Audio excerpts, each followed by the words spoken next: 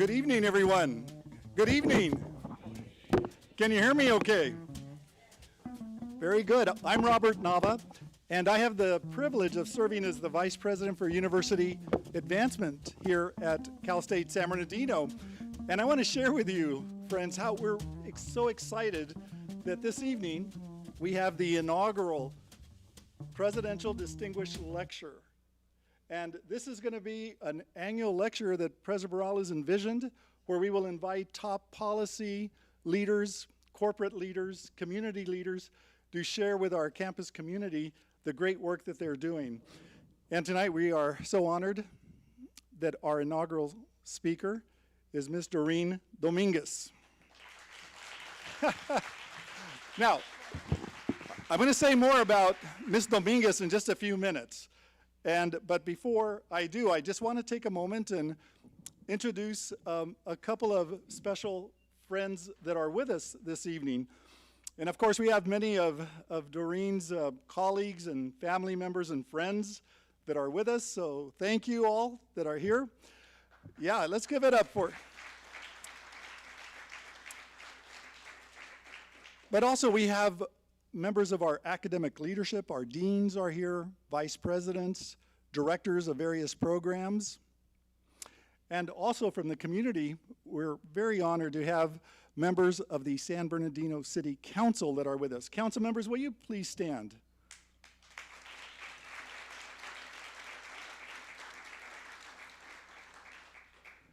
And when we recognize an elected official, I do want to take a moment and also recognize a very special elected official who is the student body president of Cal State San Bernardino, Carson Fajardo.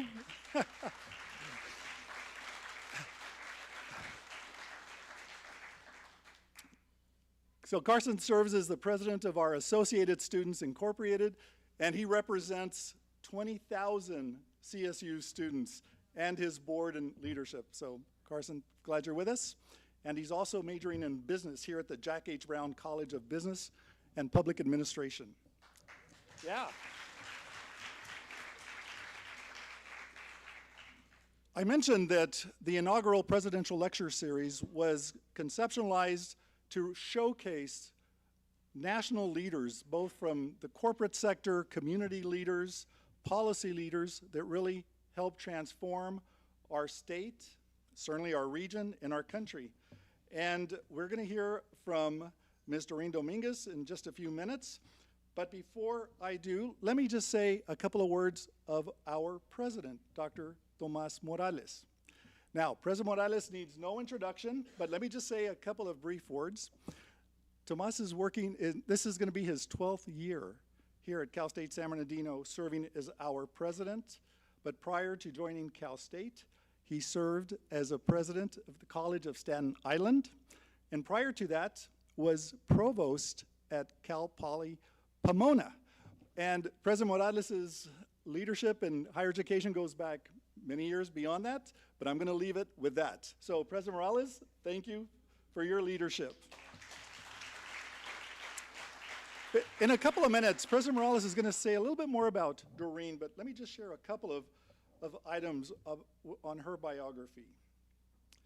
So this year, in 2023, Ms. Dominguez was the recipient of the highest accolade that the California State University can bestow on an individual, and that is the Honorary Doctorate of Humane Letters. Dorene received her doctorate at commencement in May of this year. And let me just share with you that this recognition is so special that when the CSU trustees recognize and approve, ratify the nomination, there's a long history to it, because the very first honorary doctorate of the Cal State system was John F. Kennedy in 1963. And President Morales nominated Dorene for this honor, and of course the trustees, with their review and support, we were able to honor Dorene with her honorary doctorate degree. I'd like to also, and there's, yeah, thank you, right? So, as a national and corporate business leader, President Morales asked Dorene if she would share information about her story growing up in the Inland Empire, a daughter of this region, but also leading a major corporation. So Dorene's topic tonight is going to be on the impact of women entrepreneurs. We know that as chairman and CEO of Vanner Construction Management and the Vanner Group of Companies, she serves as chairman and CEO. Vanner was founded by her late and beloved father, H. Frank Dominguez, in 1964, and the company has delivered $25 billion in construction value to hundreds of clients, and Vanner has offices, of course, throughout the United States, Dubai, and Saudi Arabia. Ms. Dominguez also created and established the Dominguez Dream, a foundation committed to empowering children in underserved communities to achieve their full potential through literacy, through STEAM, the arts and the sciences, engineering, math, and the arts, social emotional learning, and parent engagement programs. Among the 12 schools receiving this support from the foundation is the H. Frank Dominguez Elementary School here in San Bernardino. Yeah. Dorene is an active member of various community and improvement projects and boards and commissions. She serves on the board of directors for Douglas Emmett, KB Home, Citigroup, the Catholic Educational Foundation, and she also serves on the Coca-Cola Hispanic Advisory Council. In addition to her past and current leadership roles, Dorene is also the first Latina shareholder. Any NBA fans in the audience? Yes? Dorene is the first Latina shareholder of an NBA team and is a member of the ownership group of the Sacramento Kings.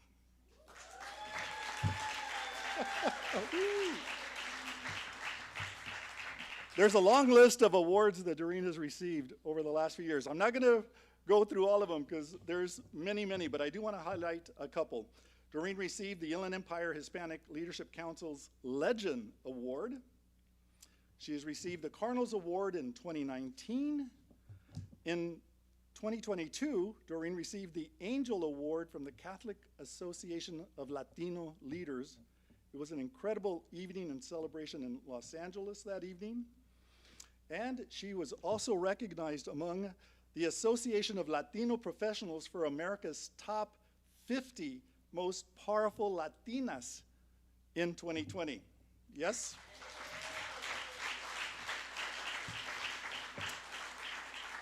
Finally, let me say that with Dorene's help and with Assembly Member Eloise Reyes and others, last year our campus hosted a White House Summit on Latino business, education, empowerment, and that could not have happened without Dorene's help in stewarding that event so that we were able to host it here on our campus. So with that, would you please all give a big welcome to our special speaker, Dorene Dominguez. And I'm going to turn it over to our president, President Morales. Thank you. Okay. Thank you, Robert, for that gracious introduction, and thank you, Dorene, for being here. And welcome, everyone. It's really my great pleasure to have you join us for the inaugural Presidential Distinguished Lecture at Cal State San Bernardino. I am deeply appreciative that Dorene Dominguez, a spring 23 recipient, as Robert mentioned, of an honorary doctorate of humane letters from the California State University and Cal State San Bernardino, and has agreed to be the very first in what I hope will be a prestigious list of speakers over the coming years. Here at CSUSB, our intention is to provide an education which extends beyond the classroom. This is why it is extremely important to have individuals with professional experience come to campus to enrich our academic offerings. These lectures are intended to not only celebrate the achievements of our speakers, but also to provide a vibrant forum for insightful conversations and indeed discovery. This is the reason why we have launched this new lecture series. For today's format, Dorene and I will simply have a conversation so that she can share her formidable experience and expertise with all of you. So before we get started, some quick housekeeping. There will be a time for Q&A after Dorene and I have had this conversation. You have been given 3x5 index cards. Please write down your question if you wish. And Zach, he's waving his hand. Where is he? There he is, okay. Our student ambassadors will be coming by at the end of your row to collect them, and then we will read a few of them at the end. Let me also say that Dorene is an incredibly experienced business and civic leader with extraordinary business acumen. But she's also fun to be around. Thank you. And she is truly a daughter of San Bernardino. Her love for the city of San Bernardino is unquestioned. And every time I speak with Dorene, it's all about San Bernardino. It's about Cal State San Bernardino. It's about the children of San Bernardino. And certainly she reminds me of the late Jack Brown, who our college is named after, who also had the same conversations. So Dorene, thank you so much for being here. And I would like you to share your journey with us. How did you go from being an undergraduate, like so many in the room tonight, to serving as chairwoman and CEO of the Varner Group of Companies? Well, thank you, Dr. Morales, for having me, and thank you all for having me as well. I'm very humbled to be here tonight. And it all started in San Bernardino. I was born in St. Bernardine's Hospital, just not too far away from here. And, my company is founded here in San Bernardino as well. My father started the company, as you heard, about 60 years ago. And I've been at the helm for now 20 years. 36%, less than 36% of companies make it to their 10th anniversary. So give Vanner a round of applause. We've been here 60 years in the Inland Empire. But more importantly, for me, I started in high school in the family business as a receptionist. My father believed in very much hard work, and that there was no exception to tenacity and hard work. I was the first one in, last one out, and he led by example. I was fortunate to go to the University of Notre Dame. I went sight unseen, California, Latina girl, on the steps of Notre Dame, and it was quite a culture shock. You know, there wasn't a lot of people that looked like me, and that gave me an opportunity to share my culture, to share who I was, and get a better definition of who I was and how I could lead. So Notre Dame was very much a stepping stone to getting me to the right place at the right time. So with a degree in hand and all the confidence in the world, I came back to San Bernardino to work in the family industry, and I thought I'd show my dad how it was done. Yes, I had that much confidence at 22 years old. Thank goodness he had a sense of humor and patience with me. I had terrific ideas. Daughter, father's little girl? Is that Father's okay. little girl, yeah, with all this confidence. I was so fortunate that he was, he took me under his wing. He didn't laugh at my suggestions, but said, maybe we should do it a different way, Dorene. It was only until he passed away that I really had an awakening of why he did the things that he did. And I'm so fortunate to have had him as a mentor to teach me those lessons. And what happened when your dad passed away suddenly? I mean, what was the succession plan? What was describe the scene for us? Well, I had breakfast with him, I remember, January 8th of 2004. We chatted about business, we chatted a little bit about personal life, and then we went on our own way. That late afternoon, I got a call that he had died of a massive heart attack. And I was devastated. My entire family was devastated. And it was a Friday, but then that Monday, the board of directors came to the meeting and elected me CEO and chairman of the board. There was no real succession plan, but they thought that I was the right person at the right time to lead the company. And I was very humbled by that decision.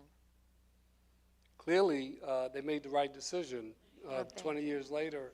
But I will tell you, though, that I was the only woman in the room for many years. And I made it my mission to change that.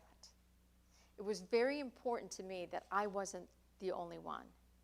And today, my staff, it represents 64% minority and women in my company. Wow.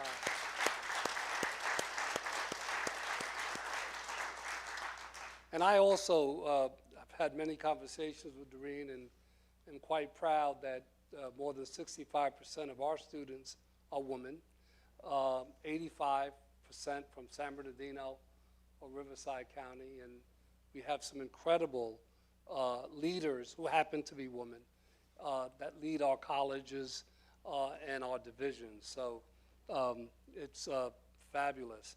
So Dorene, I'm going to share with the audience in the spirit of full disclosure. I'm a big NBA fan, and unfortunately, my New York Knicks have not done well as of late. So I don't have to tell you that when I got a call from Dorene, and she said, "Hey, would you like to come up and watch a game with me?" Yeah, when? I'll catch the next flight to Sacramento. So tell us, how did that, I mean, this is a predominantly male industry. I had a chance to meet some of your partners, some of the players. Tell me share with the audience your experience of entering that space, the NBA as an NBA franchise shareholder. So, first and foremost, he was able to go to the game as long as we weren't playing the Knicks, right?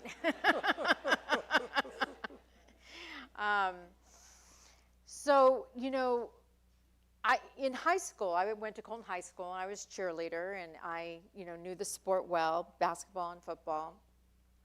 But this was not a basketball play. This was actually a real estate play in how I received the ownership of the Sacramento Kings.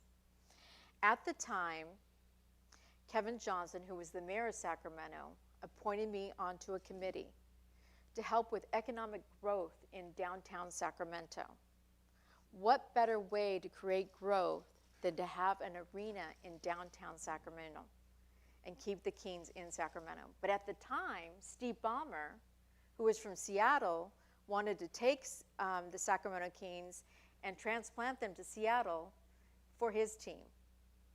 Now, he had much more money than Dorene Dominguez and the rest of our teaming partners.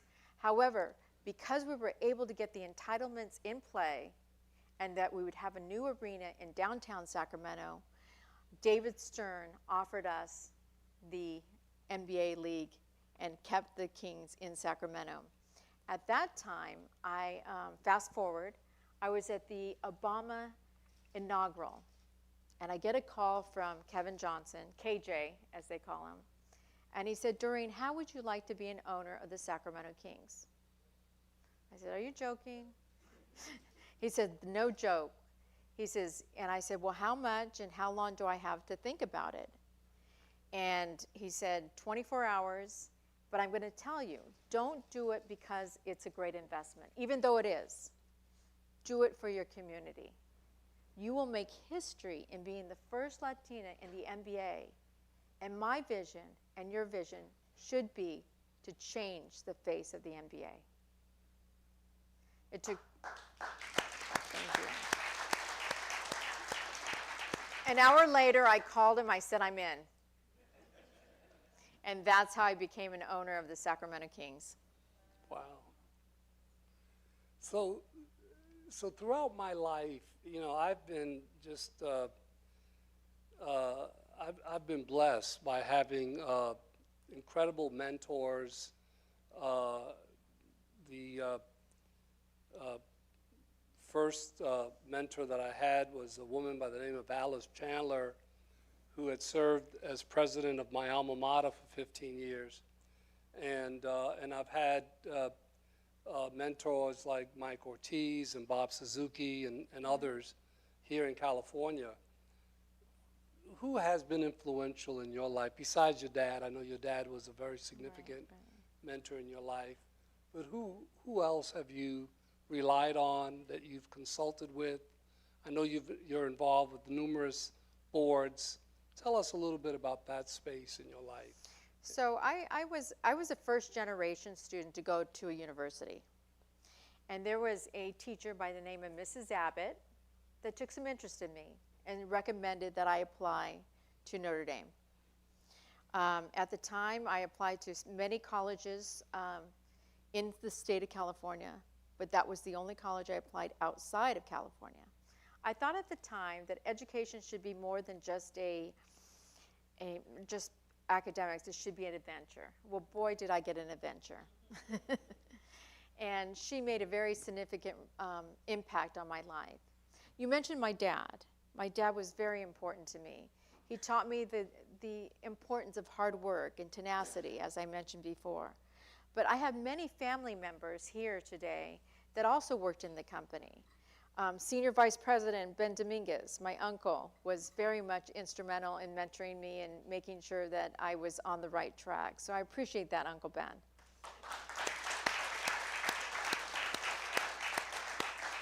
And you know, those are some of my great mentors. So talk a little bit with us about the impact of women entrepreneurs more broadly. Well, women entrepreneurs have a different perspective and bring a different conversation into the narrative. We look at things differently. And Pew Research had mentioned that women tend to be more transformative leaders, meaning that we're more active listeners. We care about the development of others. There's also a study that biology that our cortisol is different, and that we actually make better decisions under very stressful situations, where men tend to make more riskier decisions under stress. I see the women all nodding. But you know, it's very important that you don't have group thinking in a corporation. You want someone that's going to challenge the narrative and make sure that there's different conversations. I have a project in Maricopa County. It's a $1.6 billion hospital program in Arizona. It is the largest burn center in the United States, but 82% of my staff are women, and they're hitting it out of the ballpark. Very proud of that project, very proud of what Vanna's doing.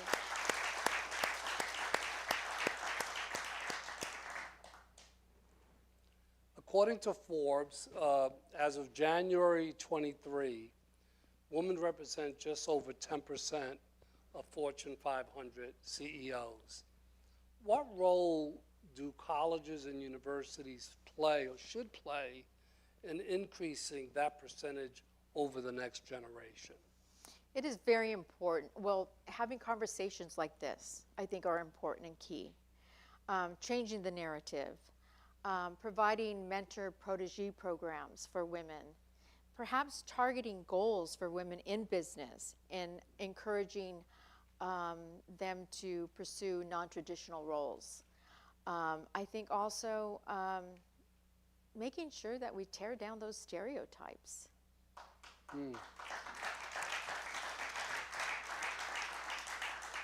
And how will society, in your estimation, our communities, our families, be different when women represent a significant proportion of business leaders in our society?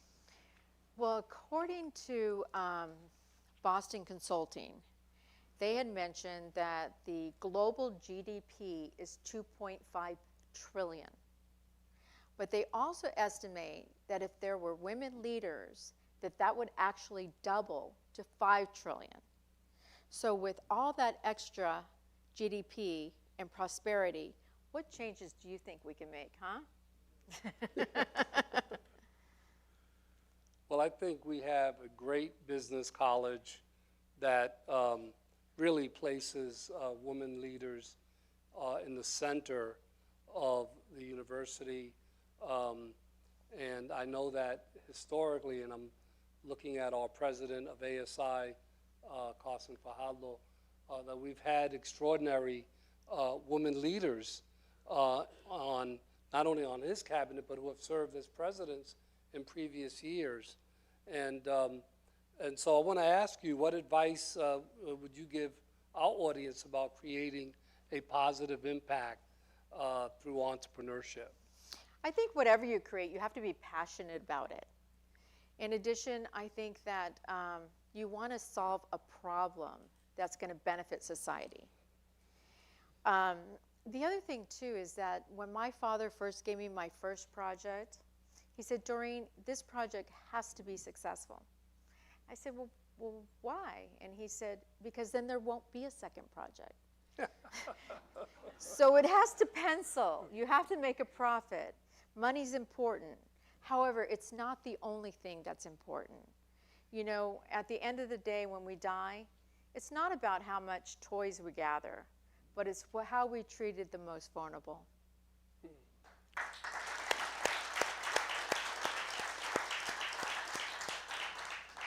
I'd like to open it up for any questions from the audience. Zach, I don't know if you have any takers.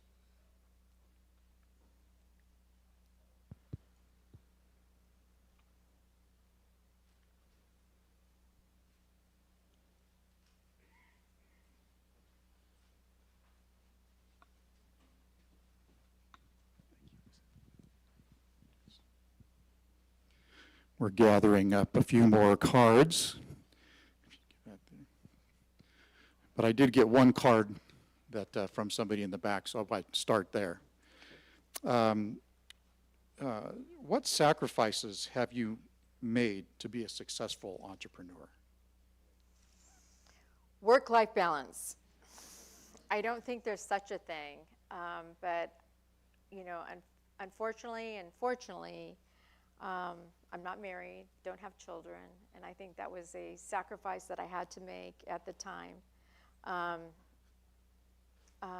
But I love what I do, and I really feel that I get to do this, that it's not a, you know, it is a responsibility and a privilege, but I did give up a lot of sacrifice. Another question from the audience. How do you suggest starting a company and making yourself known when you're starting from zero? You know, my father started from zero, so it's possible. He had a vision and a dream. He started with a duplex, leveraged that to a fourplex, and then built the tallest building in downtown San Bernardino, which is the Vanner Tower today. So if you have a vision and you have the passion, it can be done.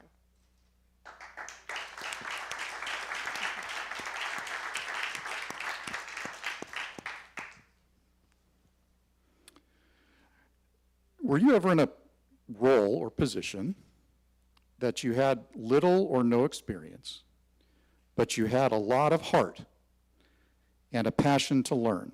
If so, how did you navigate yourself to success? If you'd like me to repeat it, I can.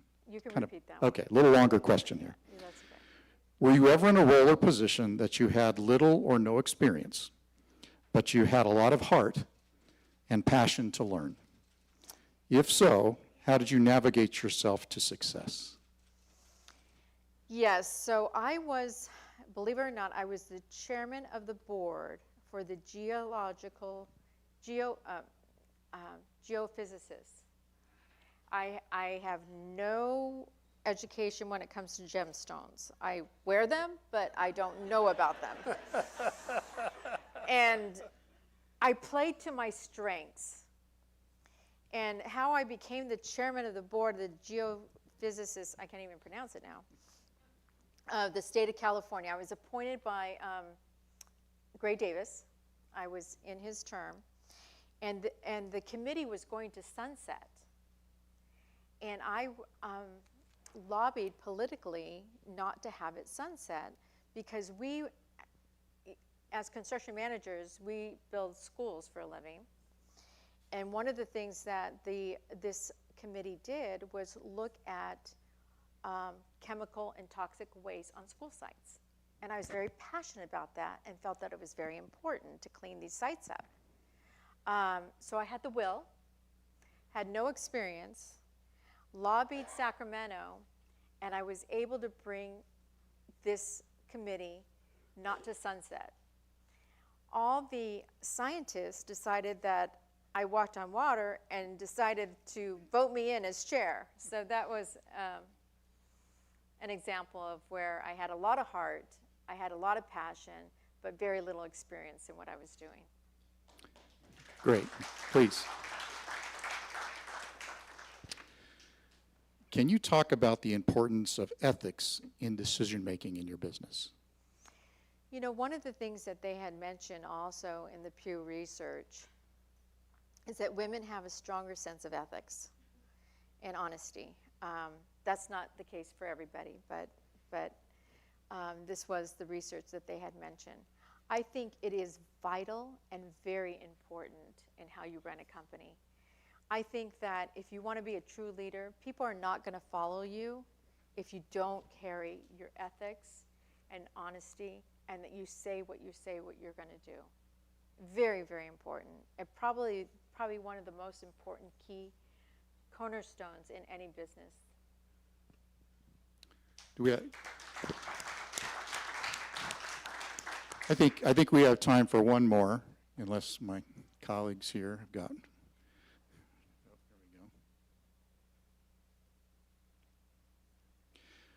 Okay, this one's kind of near and dear to my heart as a philanthropy officer. Can you speak to the foundation that you've formed in memory of your father? Oh, absolutely. So, you know, one of the most proudest things that I have ever done, in my opinion, is creating the Dominguez Dream, a 501(c) nonprofit that focuses on 3rd, 4th, and 5th graders. And the reason why we focus on 3rd, 4th, and 5th graders is in the 1990s, the state of California used to determine their prison programs and budgets based on the lack of 3rd grade literacy. I thought that was horrific, and I wanted to do something about it. And so that's why we started the Dominguez Dream, again, with STEAM, science, technology, engineering, arts, and math, because the arts are just as important as, and provide that creativity in applying your science. So that's a little about the Dominguez Dream. Thank you for talking about that. I've got one more question that I think is a great way to wrap up, and is how can women who are not in business get involved as female leaders? Wow, not in business. Well, I think there's many ways that you can become a leader. I think mothers are leaders in their households. Absolutely. But there's so many vast ways to become a leader. It doesn't have to be in business. It can be in science. It can be in anything that you do. That's kind of that one's a little. Kind of hard. I'm sorry I left you the hard one. No, that's okay. But you know, one of the things I do want to mention, if I may. Vanner just won a large project with Department of Corrections. And we have Mike Meredith right here in the audience that's leading that program that I'm very proud of. But the reason why this project is very important to me is, as I mentioned about the Dominguez Dream, focusing on the 3rd grade literacy so that we don't have carceration. We just won a contract with Department of Corrections to change the narrative about not incarceration, but rehabilitation. That Vanner is taking the lead in all the prison programs in the state of California to talk about rehabilitation. Do you know it costs more money to put someone incarcerated than it does in college? So we're changing the narrative, we're making a difference, and that was because of the Dominguez Dream, and that was because Mike Meredith leading the effort, and Masood, because he was there too.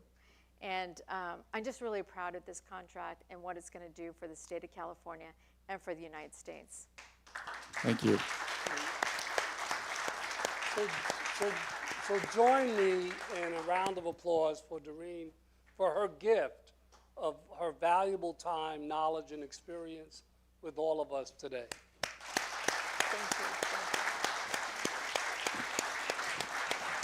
Thank you. Thank you, President Morales. Thank you, Ms. Dominguez. I wish we could keep on with the conversation, don't you? Those are great questions. And we'll have a chance during the reception as well. But before we wrap up, I did want to take a moment and also acknowledge our state senator who has joined us as well. Senator Bogue, would you please stand? Ochoa Bogue, Senator Rosalie, thank you. Senator, thank you for your strong advocacy in Sacramento for your district, for our education, our university, and thank you for being with us this evening. I also wanted to take a moment and recognize another transformative woman leader, and that is Mrs. Debbie Brown, who's with us. Debbie, would you stand, please? Thank you. Debbie continues the legacy of her late husband, Jack H. Brown, in this community and in philanthropy, and Debbie also serves on our philanthropic foundation board. So, Debbie, thank you for being with us. Now, I mentioned earlier about the very special honor that Ms. Dominguez received from the CSU trustees. Zach, I'm going to ask Zach and Tomas if you can help. Can you perhaps help move this tripod down a little closer for President Morales, please?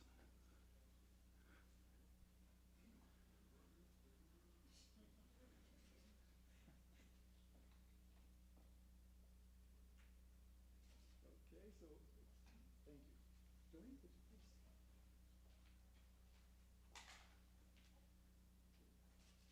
So as we mentioned earlier, we were very fortunate that the honorary degree process first started on campus by our faculty. Our faculty voted unanimously to recommend Dorene to me for consideration as an honorary degree recipient. And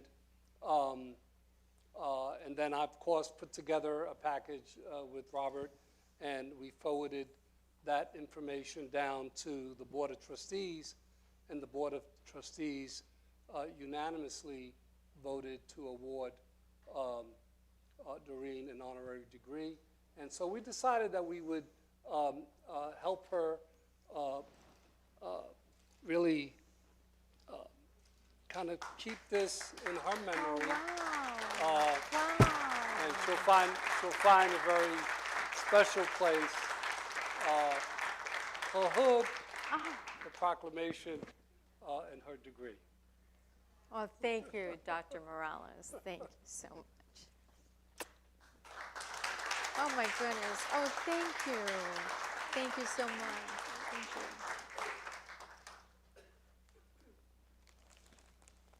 Dorene, I'm going to ask if you would stay up for just a moment, sure. and Tomas. Also, our Assembly member, Eloise Gomez-Reyes, just joined us. Assembly member, would you join us, please, for just a moment? And I'm going to ask our state senator to come up in just a moment also.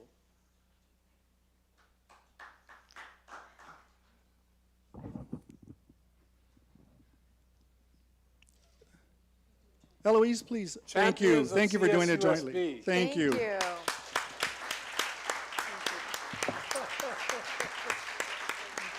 you.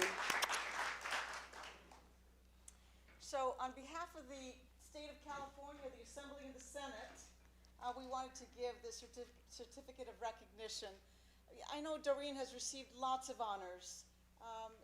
The fact that she is now an owner of the Kings, that's a big deal. We went up to see the Kings game with all my team. I kept telling them, but don't you guys know I'm a Lakers girl? Not today, you're not. Not today. Today, don't you love Dorene? I love her. Well, then you better go with your team. So the Kings, I mean, that's who else do you know that's an owner of a team? I don't know anybody else. But she has given so much of herself, and her entire family has, to make sure that the community remembers that they have a hero in Dorene. And my mother always says, never forget where you came from. Dorene has never forgotten where she's come from.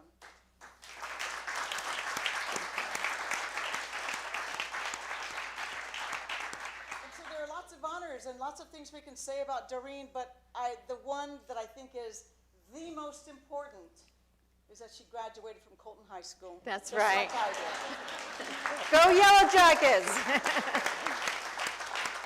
So we want to give this certificate of recognition to you, just to remind you that the state legislature, the Assembly and the Senate, we just love you and appreciate all that you do. Thank you. Thank you. Thank you, Elise. Thank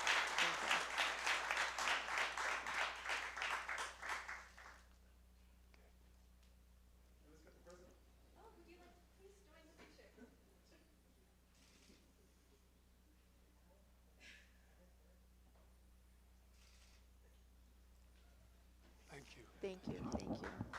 Thank you, Assembly Member. Thank you, Senator. What an amazing way to bring this first distinguished lecture series to close. Don't you agree? And also, you know, we were live streaming this, Dorene, as well, so it was live streamed. And we also have a video which we're going to make available of the conversation with President Morales and with Dorene Dominguez. So we are going to be wrapping up, and we have a reception. Please join us for the reception and more conversation. But I'm going to ask President Morales to provide closing comments. President Morales.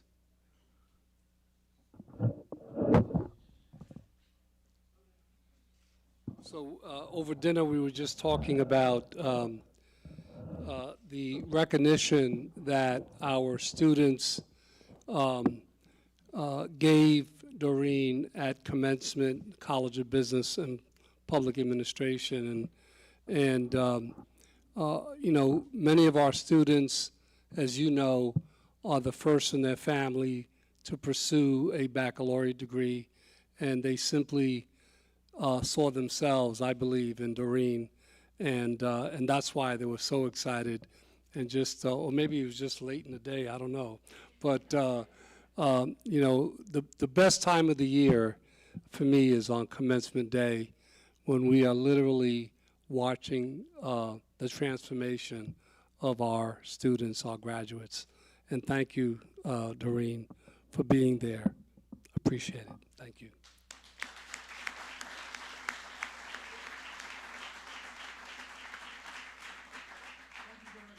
Everybody ready for reception? Yes. All right, please, our staff will direct you out. Thank you,